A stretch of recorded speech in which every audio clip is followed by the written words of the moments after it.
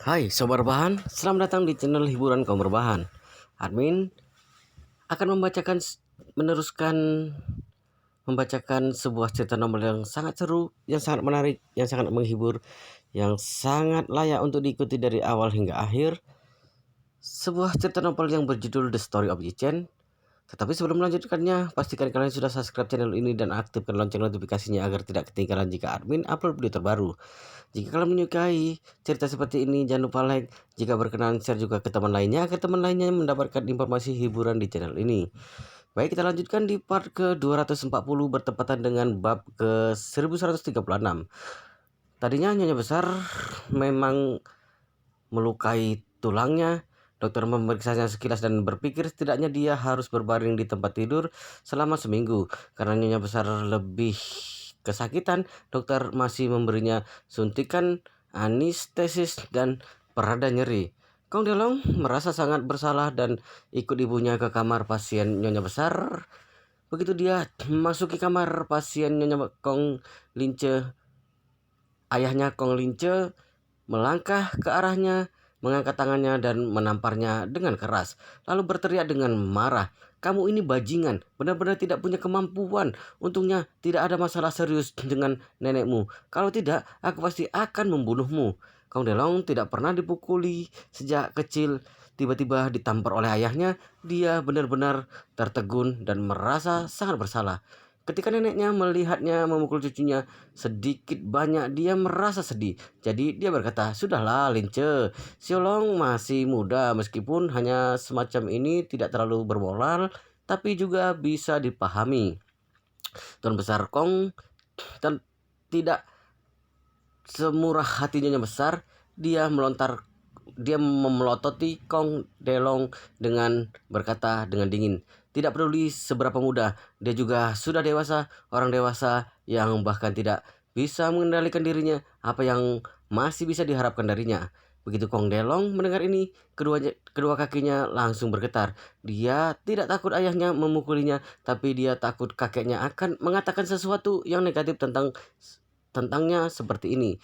Karena kalau kakeknya benar-benar memiliki penilaian buruk padanya, itu akan berdampak besar pada statusnya di keluarga ke depannya. Begitu Kong Lince mendengar ayahnya mengatakan ini, dia bahkan semakin marah pada putra yang tidak berbakti ini. Jadi dia mengangkat tangannya dan menamparnya lagi, lalu memarahinya. "Kamu bajingan ini, kalau aku tahu kamu melakukannya lagi, aku akan mematahkan kakimu." Kong Delong memegangi kedua wajahnya sambil berkata dengan sedih, "Kakek, ayah, aku benar-benar sudah tahu salah. Kalau aku tidak akan pernah melakukan kesalahan seperti ini lagi." Kakek berkata dengan dingin, "Aku tidak seperti nenekmu. Dia paling menyayangi kalian cucunya, tapi prinsipku dalam melakukan sesuatu selalu sangat kuat. Kalau melakukannya lagi, kamu tinggalkan Yanjing dan jangan pernah kembali selamanya." Kong Delong segera mengangguk dan berkata dengan hormat, "Kakek, jangan khawatir, aku pasti tidak akan melakukannya lagi." Ekspresi kakeknya baru sedikit mereda. Neneknya berkata dengan sedikit tidak puas, "Kalian berdua juga tidak bisa menahan diri. Yang satu memukul anak, yang lainnya memarahi anak. Cucuku akan segera menjalani operasi."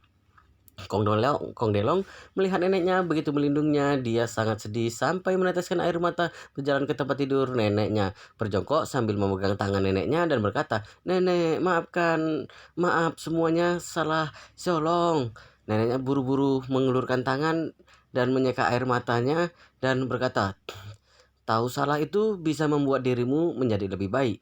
Nenek tidak menyalahkanmu." Pada saat ini spesialis gastrologi masuk dan berkata, "Tuan besar, tuan muda akan bersiap untuk menjalani operasi."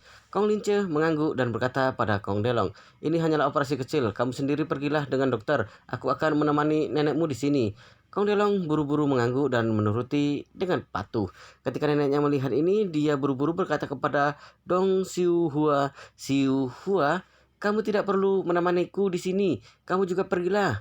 Dong Siu Hua juga tidak terlalu tenang membiarkan putranya menjalani operasi sendiri. Jadi dia buru-buru berkata, "Baik ibu, aku akan pergi dengan Siolong." Setelah ibu dan anak pergi bersama dokter, Kong Lince berkata pada tuan besar dengan ekspresi malu, "Ayah, Sungguh maaf, aku yang tidak mengajari dengan baik. Tuan besar melambaikan tangannya dengan ekspresi kosong dan berkata, Sorong juga hampir berusia 28 tahun, sudah waktunya punya hubungan yang stabil. Kalau orang pria tidak menikah, dia tidak akan bisa tumbuh dewasa selamanya. Segera carikan gadis yang cocok untuknya dan cepat menikah. Kong Lince buru-buru berkata, Ayah, aku dan si Hua sudah menemukan pasangan yang cocok untuknya. Dia adalah putri dari keluarga Song di Jinling. Gadis itu tidak hanya cantik dan murah hati, berpengetahuan dan sopan, kemampuannya juga bagus. Beberapa waktu yang lalu bahkan sempat menjalin hubungan dengan keluarga Li Kai Xing di Hong Kong. Yang aku pikirkan adalah setelah menjalin hubungan pernikahan dengan keluarga Song, masukkan keluarga Song menjadi keluarga nomor satu di Jianan. Dengan begini, itu setara dengan kekuatan kita dan juga bisa berkembang di Jianan. Tuan besar mengangguk. Lewati Yanjing, kota besar yang tidak ada akhirnya dan berkembang di Jianan juga merupakan ide yang bagus. Cepat lakukanlah. Kong Delong yang menyedihkan setelah menjalani operasi akhirnya baru mengeluarkan kalung rubi dari ususnya. Dia harus istirahat total selama 15 hari, jadi dia harus bisa berbaring dengan patuh di unit perawatan intensif rumah sakitnya karena pompa pereda nyeri tidak bisa selalu digunakan sepanjang waktu dan akan membahayakan tubuh. Jadi pada hari kedua setelah operasi, pompa pereda nyeri sudah dilepas. Karena itu dia merasakan sakit terus-menerus di tempat tidur. Semakin kuat rasa sakitnya, semakin dia membenci Chen di dalam hatinya. Tidak sabar untuk segera pulih, kemudian bergegas ke Jinling dan mencari Chen untuk memperhitungkan masalah ini. Yang terbaik adalah menghancurkannya berkeping-keping. Kalau tidak, ini sungguh sangat bersalah pada reputasi tuan muda ketiga dari keluarga Kong. Tapi Chen sama sekali tidak menanggapinya serius. Teman sekelas SMA istrinya, Securan, akan menikah pada akhir pekan. Yi Chen berjanji pada istrinya untuk meminjam kedua mobil mewah dan menggunakannya sebagai mobil pengantin temannya. Jadi dia langsung menelepon Qin Geng pada hari Jumat dan meminta Qin Geng mengatur orang untuk mengantar dua mobil mewah ini ke Villa Thompson kelas atas. Begitu Qin Geng mendengar Master Yi akhirnya akan menggunakan dua mobil itu, dia segera mengatur seseorang untuk mengemudikan trailer dan mengantar dua mobil mewah itu ke rumahnya. Pajeti Pyron edisi terbatas dari Hermes dan Aston Martin 177, mobil manapun yang dikendarai bisa membawa tingkat pengembalian yang sangat tinggi dan kedua mobil ini sangat sedikit di negara ini. Seluruh Jinling juga tidak ada yang bisa menggunakan kedua mobil ini sebagai mobil pengantin. Setelah mobil tiba, meskipun berhenti di area villa kelas atas seperti Thompson kelas atas, itu juga sangat mencolok dan membuat banyak orang kaya ngiler melihatnya. Ketika Malan melihat dua mobil ini diparkir di halaman rumahnya, dia benar-benar tercengang. Dia melihat kedua mobil ini beberapa kali. Dia bertanya pada Securan dengan penuh semangat, Putriku, dari mana kamu mendapatkan kedua mobil ini? Ini sangat luar biasa. Securan berkata, Ibu, Yi Chen meminjam kedua mobil ini dengan Presiden Qin. Kebetulan teman sekelasku akan menikah besok, jadi kedua mobil ini dipinjamkan padanya sebagai mobil pengantin. Ya ampun, Malan berkata, kapan keluarga kita bisa memiliki mobil sport mewah seperti ini? Setelah berbicara, dia menatap Ichen dan bertanya dengan tatapan menyanjung. Menantuku, apakah kamu tidak bisa meminta teman kayamu itu memberi kita mobil seperti ini? Aku sudah hidup begitu lama, masih belum pernah naik mobil sport semewah ini. Sebenarnya Ichen tidak memiliki perasaan berlebihan dengan mobil. Baginya itu hanyalah alat transportasi terlalu mencolok, juga tidak baik. Jadi dia tidak memiliki kesan yang baik dengan kedua mobil ini, juga tidak merasa mengendarai kedua mobil ini adalah suatu kehormatan. Ini juga merupakan alasan mendasar mengapa dia tidak mengendarai kedua mobil ini. Jadi Jichen berkata pada Malan, Ibu, kedua mobil ini memang terlihat bagus, tetapi perawatannya terlalu mahal. Misalnya budget ini satu bulannya seharga ratusan ribu untuk 4 ban, ketika 5 hingga 600 ribu hanya perawatan biasa saja membutuhkan puluhan ribu. Kalau tergores mungkin harganya lebih dari 100.000 yuan untuk satu lapis cat. Bagaimana kita bisa mengendarai mobil ini? Ketika Malan mendengar ini, dia menghela napas kecewa dan berkata, kalau punya uang untuk melakukan perawatan ini, lebih baik untuk perawatan gigiku.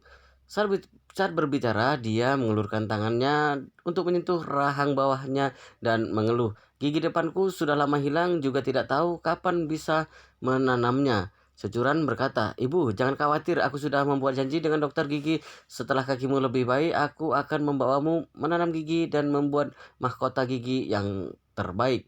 Malan baru mengangguk dengan puas. Securan berkata pada Yichen, "Suamiku, kamu akan mengendarai mobil yang mana besok?" Yichen berkata, "Terserah, kamu pilih satu dan aku akan menyetir satunya." Securan berkata dengan gugup, "Aku takut aku tidak mengemudi dengan baik. Kedua mobil ini bertenaga kuat. Aku takut terjadi sesuatu dengan tidak sengaja. Kalau mobilnya tergores, itu akan menjadi masalah." Yichen berkata sambil tersenyum, "Tidak apa-apa, kamu tidak perlu memiliki beban mental yang begitu besar. Anggap saja kedua mobil ini milik kita." Securan berkata, "Lebih baik kamu perkenalkan padaku bagaimana mengendarainya dengan rinci." Yichen mengangguk dan berkata, "Baik, kalau begitu aku akan memperkenalkan budget ini padamu." Pada saat ini, Bentley Continental baru melaju ke area Villa Thomson kelas atas. Pengemudinya adalah Xiao Hailong yang mengenakan jas rapi seorang manusia yang tampak seperti anjing. Orang yang duduk di samping kursi pengemudi adalah Xiao Changgan. Orang yang duduk di baris belakang adalah nyonya besar dari keluarga Xiao dan Xiao Weiwei. Baru-baru ini investasi keluarga Wu pada keluarga Xiao sudah cair. Grup Xiao melunasi pinjaman ke bank, lalu bank juga sudah mencabut larangan pada grup Xiao. Pada saat yang sama juga mencabut penyitaan villa keluarga Xiao dan artefak antik. Kebangkitan grup Xiao membuat keluarga Xiao sangat bersemangat. Xiao Helong sudah lama tidak menikmati kehidupan orang kaya. Jadi dia meminta nyonya besar dan berharap bisa membeli mobil mewah dari anggaran perusahaan untuk menaikkan martabat. Keluarga Xiao sebelumnya mobil terbaik adalah Mercedes-Benz S450 yang diduduki nyonya besar dengan harga sekitar 1,5 juta. Mobil Xiao Changgan adalah Audi A8, sedangkan mobil Xiao Hailong adalah BMW lama. Awalnya keluarga berniat menggantikan mobil yang lebih baik untuknya, tapi tidak disangka terjadi sesuatu di keluarga. Tidak hanya tidak ganti mobil, bahkan BMW lama itu juga disita oleh pihak bank. So Helong tahu jelas bahwa kalau dia ingin menjadi orang kaya lagi, dia harus membuat orang lain memandang tinggi dirinya. Jadi dia harus memiliki mobil yang bagus terlebih dahulu. Bagaimanapun dia tidak bisa membawa Villa Thomson kelas atas kemana-mana ketika keluar. Apa yang benar-benar dilihat oleh orang lain adalah mobil yang dikendarai. Setelah melewati kehidupan yang menderita begitu lama, Nyonya Besar Xiao juga tidak sabar untuk menyombongkan diri. Jadi dia segera memutuskan dan membeli Bentley Continental yang harganya lebih dari 3 juta yuan. Sohelong belum pernah mengendarai mobil semahal ini, jadi dia lebih bersemangat daripada siapapun ketika membeli mobil ini. Pada saat ini, Nyonya Besar Xiao sedang duduk di barisan belakang Bentley mewah, menyentuh interior kulit murni buatan tangan dan berkata, "Mobil ini memang sangat bagus. Bentley ini jauh lebih baik daripada Mercedes-Benz sebelumnya." Saya berkata, "Nenek, sebenarnya Bentley masih lebih buruk daripada Rolls-Royce. Bagaimana kalau kita beli Rolls-Royce lagi nanti?" Neneknya berkata, "Sebuah Rolls-Royce seharga 7 atau 8 juta masih terlalu dini untuk membeli sebuah Rolls-Royce sekarang. Prioritas utama kita sekarang adalah segera membangun kembali bisnis grup Xiao." Xiao Helong buru-buru berkata, "Nenek, maksudku adalah aku ingin meruntuhkan semangat keluarga Yichen. Meskipun mereka bisa tinggal di Villa Thomson kelas atas, tapi mereka masih mengendarai 2 mobil BMW seri 5. Keduanya ditambahkan juga kurang dari 1 juta, tidak sampai sepertiga Bentley kita. Kalau kita memiliki Rolls Royce seharga 7 hingga 8 juta, langsung mengendarai ke depan rumah mereka untuk mendiskreditkan mereka. CWW berkata, "Kakak, apakah masih membutuhkan Rolls Royce untuk mendiskreditkan keluarga mereka?" Bentley ini juga cukup. Benar, Nyonya Besar Xiao mendengus dan berkata, Helong langsung melaju ke rumah mereka. Aku ingin mengejek keluarga ini sebelum aku meminta mereka kembali ke grup Xiao. Tapi mereka enggan untuk kembali. Sekarang grup Xiao sudah bangkit kembali. Aku ingin melihat apakah mereka menyesalinya. Nyonya Besar Xiao selalu ingat tidak puas dengan Yichen sekeluarga. Waktu itu dia memohon mati-matian agar mereka kembali, tapi mereka tidak ada yang menanggapinya sama sekali. Sekarang dia sudah menerima investasi besar dari keluarga Wu dan tidak perlu menganggap keberadaan keluarga mereka. Selain itu, Nyonya Besar merasa bahwa Yichen sekeluarga hanyalah terlihat kuat, tapi sebenarnya bukanlah apa-apa. Mereka terlihat punya sebuah villa Thomson kelas atas, tapi sebenarnya hanyalah seperti itu saja. Yichen dan Xiao Changkun keduanya tidak memiliki pekerjaan, menganggur di rumah dan tidak memiliki penghasilan. Meskipun Xiao Churan membuka sebuah studio, tapi skalanya kecil dan situasi pendapatannya tidak terlalu baik. Jadi Nyonya Besar sangat yakin bahwa keluarga mereka di Thomson kelas atas juga memaksakan diri untuk tinggal di sana. Tapi kalau membicarakan beberapa banyak uang yang dimiliki, mereka pasti tidak bisa dibandingkan dengan dirinya yang sekarang. Waktu itu dia membutuhkan mereka untuk kembali dan pergi ke kediaman mereka untuk mengajukan berbagai permohonan, tetapi mereka memandang rendah dirinya dan enggan kembali ke keluarga Xiao lagi. Sekarang keluarga Xiao sudah melewati masa-masa sulit. Kebetulan dia ingin membalas perlakuan mereka yang memperlakukannya saat itu. Battle Continental berhenti di depan villa keluarga Yichen. Xiao Helong memandang neneknya di samping dan bertanya, "Nenek, apakah ingin aku turun untuk mengetuk pintu?" "Tidak perlu." Nyonya Besar Xiao mencibir, "Bunyikan klakson, biarkan Malan keluar." Begitu sang Xiao Changgan mendongak dan menemukan lebih dari 20 topi hijau tergantung di balkon Malan. Dia berkata dengan marah, "Malan, bajingan ini sudah kecanduan menggantungkan topi hijau. Sudah berhari-hari masih tidak menurunkannya. Sialan." Nyonya Besar Xiao berkata dengan ringan, "Dia ingin menggantung, biarkan saja dia menggantungnya, hanyalah topi hijau. Aku menyarankanmu jangan terlalu peduli. Sekarang Qian Hokian sudah menggugurkan anak haram itu, kamu juga tidak perlu mempermasalahkannya ini lagi."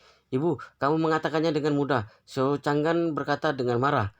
"Wanita ini tidak hanya mengandung anak haram orang lain, bahkan juga menularkan penyakit kelamin padaku. Aku masih harus pergi ke rumah sakit untuk infus 6 botol cairan setiap hari. Dokter mengatakan setidaknya harus infus selama 1 bulan. Semuanya karena dia." Nyonya Besar Xiao berkata dengan jijik, "Kamu selalu mempermasalahkan itu. Orang lain akan selalu menargetkanmu, misalnya topi hijau yang digantung Malan ini. Kalau kamu tidak menganggap serius masalah Qian Hokian, meskipun Malan akan menggantungkan 200 topi hijau, memangnya kenapa? Bagaimanapun juga dirimu sendiri yang menunjukkan kekurangan pada orang lain. Maka ketika orang lain mempermalukanmu, kamu juga jangan menyalahkan orang lain." Socanggan menghela napas dengan marah ketika mendengar ini. Sekarang hubungannya dengan Qian Hokian sudah berakhir. Alasan mengapa masih tidak menceraikannya juga karena Wu Donghai dari keluarga Wu tidak mengizinkannya. Kalau dia selalu menganggap masalah ini sebagai penghinaan yang besar, kelak pasti akan menjadi seperti yang dikatakan ibunya, selalu menunjukkan kekurangannya pada orang lain. Memikirkan hal ini, dia mengertakkan gigi dan berkata, "Ibu, aku mengerti maksudmu. Biarkan saja Malan menggantungkannya. Aku akan menganggap tidak melihatnya." Nyonya Besar Xiao baru mengangguk dan dengan puas dan berkata pada Xiao Halong, "Halong, bunyikan klakson dan buat Malan keluar." "Baik, Nenek." Wajah Xiao Halong tersenyum dengan puas dan membunyikan klakson mobil. Suara klakson yang besar terdengar di luar villa keluarga Yichen.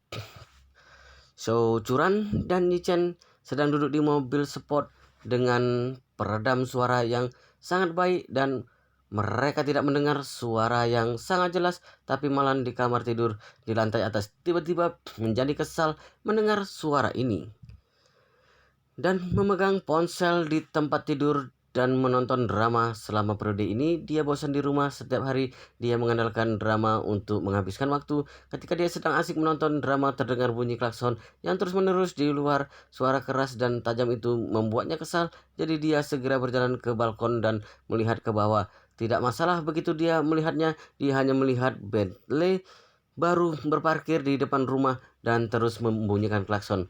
Malan segera memarahi. "Sial, bajingan, dari mana? Apa sudah gila? Untuk apa membunyikan klakson di depan rumah orang?"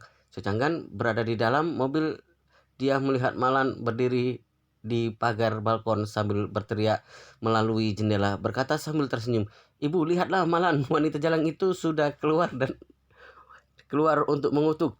Hahaha. Nyonya besar Xiao sangat gembira dan berkata, "Malan wanita sialan ini paling mencintai uang. Kalau tahu bahwa kita sudah bangkit kembali sekarang, dia pasti akan cemburu dan tidak nyaman. Pada saat itu, aku akan memberinya ilusi bahwa kita bersedia membiarkannya kembali ke kediaman Xiao. Dia pasti akan berwajah tebal untuk memohon padaku. Nanti saatnya tiba, aku pasti akan mempermalukannya." Jadi Nyonya besar Xiao tersenyum sambil membuka pintu mobil, hendak keluar dari mobil untuk memamerkannya pada Malan. Tapi dia tidak menyangka bahwa sebaskom air dingin mengguyur dari atas dan jatuh tepat di atas kepalanya. Terdengar suara air, Nyonya besar hanya merasa dingin dari ujung kepalanya sampai ujung kaki. Dia mengangkat kepalanya yang basah untuk melihat ke atas dan kebetulan melihat ekspresi wajah Malan yang puas sambil memegang baskom. Nyonya besar mengangkat kepalanya dengan marah dan mengutuk. "Malan, dasar anjing, sialan, kenapa kamu mengguyur air padaku?" Saat inilah Malan baru menyadari itu adalah Nyonya besar Xiao dan berkata dengan sudut mulut melengkung, "Oh, aku pikir siapa yang baru saja membeli mobil buruk dan membunyikan klakson di depan rumahku. Ternyata kamu, orang yang tidak bisa mati. Kenapa menantu perempuanmu menjual diri dan menghasilkan banyak uang? Sudah ada uang untuk menggantikan mobil baru untukmu. Mobil buruk apaan itu? Lumayan bisa menggertak orang." Nyonya besar Xiao marah sampai terengah-engah dan memarahi. "Tidak tahu diri, ini adalah Bentley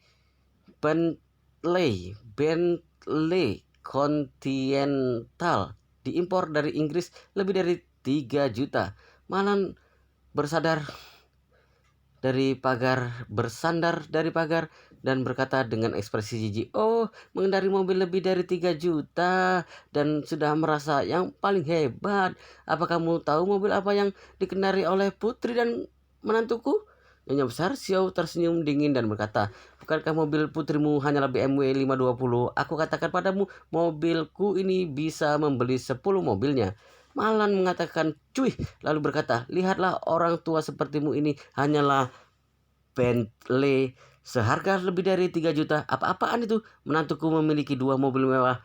Salah satunya seharga 40 sampai 50 juta. Membeli 10 mobilmu ini saja masih sisa banyak. Lihatlah dirimu yang tidak pernah melihat dunia itu." Saat ini Xiao Halong juga menurunkan jendela mobil, menjulurkan kepalanya keluar dari posisi pengemudi, memandang Malan dan mengejek dengan suara dingin. "Malan, kamu bahkan tidak memiliki gigi depan, masih begitu suka membual. Hanyalah Yi Chen si bajingan itu. Atas dasar apa dia mengendari mobil 40 sampai 50 juta? Dia bahkan tidak layak untuk menyentuhnya." Malan meludahkan beberapa biji melon ke arah Xiao Helong dan berkata dengan nada menghina, "Helong, jangan banyak omong di sini. Kalau kamu punya waktu, kamu segera ke rumah sakit untuk memeriksa apakah kamu adalah keturunan Xiao. Bagaimanapun juga ibumu wanita yang sembrono. Jangan-jangan dia sudah selingkuh sejak 20 tahun yang lalu." "Oh, omong kosong," Xiao Helong mengutuk dengan marah saat mendengar dia mengatakan perselingkuhan ibunya. "Kalau kamu omong kosong lagi, aku akan memotong lidahmu." Malan menjulurkan lidahnya dan berkata, "Sini, datanglah untuk memotongnya. Bajingan kecil, bukan kamu yang luar biasa?" Seholong sangat tidak nyaman karena marah membuka pintu mobil dan hendak mengutuk. Nyonya besar Xiao menghentikannya. Saat ini dia berkata, "Helong, kamu jangan bicara, aku yang akan berbicara dengannya." Seholong buru-buru menutup mulutnya dengan marah. Nyonya besar berkata dengan ekspresi arogan, "Malan, aku katakan padamu, sekarang keluarga Xiao tidak seperti dulu lagi. Investasi sebesar 80 juta sudah cair. keluarga Xiao sudah melewati masa kritis hutang, sekarang akan mulai bisnis kembali. Apa kamu sangat iri? Kalau kamu memohon padaku, mungkin aku akan menunjukkan belas kasihan dan membiarkan Xiao Curan dan Xiao Changkun kembali bekerja di grup Xiao. Kemudian biaya pensiunanmu akan pulih kembali. Wow, luar biasa sekali guys ceritanya. Kita pasti akan sangat penasaran jika tidak mengetahui kelanjutan ceritanya. Tapi sepertinya di part ini, di video ini cukup di sini dulu. Kita akan lanjutkan di part berikutnya di video selanjutnya. Pastikan kalian sudah subscribe channel ini dan aktifkan lonceng notifikasinya agar tidak ketinggalan jika admin upload video terbaru. Jika kalian menyukai cerita seperti ini, jangan lupa like. Jika berkenan, share juga ke teman lainnya agar teman lainnya juga mendapatkan informasi hiburan di channel ini. Baik, kita lanjutkan di part berikutnya di video selanjutnya.